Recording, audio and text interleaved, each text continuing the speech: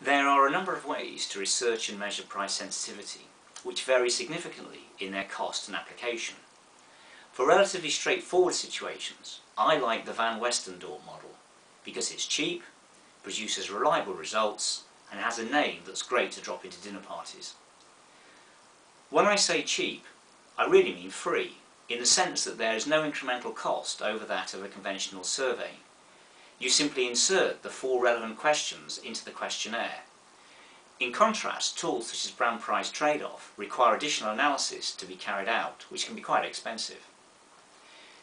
The reason why I think that the Van Westendorp works so well is that it overcomes or avoids the 2 big problems you encounter when asking people what price they are willing to pay for a particular product or service. The first of these is a natural temptation to lie by indicating a price lower than the one that is truly acceptable. In fact, given the self-interest involved, you'd be a bit odd not to do this.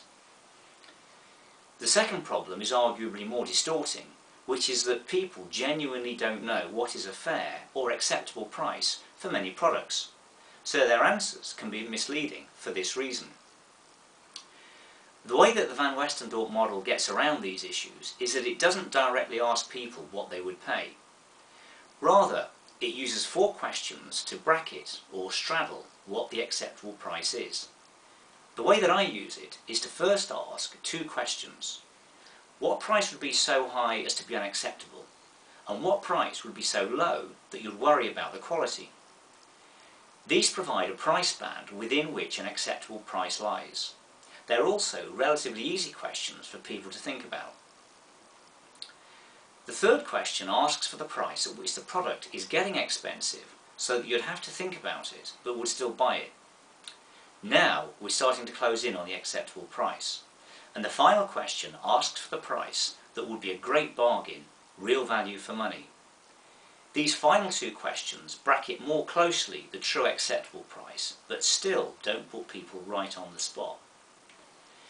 The final, clever aspect of the Van Westendorp approach is that the answers obtained are used to plot various cumulative percentage curves, and it is the intersections of these curves that show where the key prices are. Arguably more usefully, the curves can also be used to measure the rate at which price will act as a barrier to purchase as it increases. This quite often shows that the most profitable price is higher than the volume maximising one.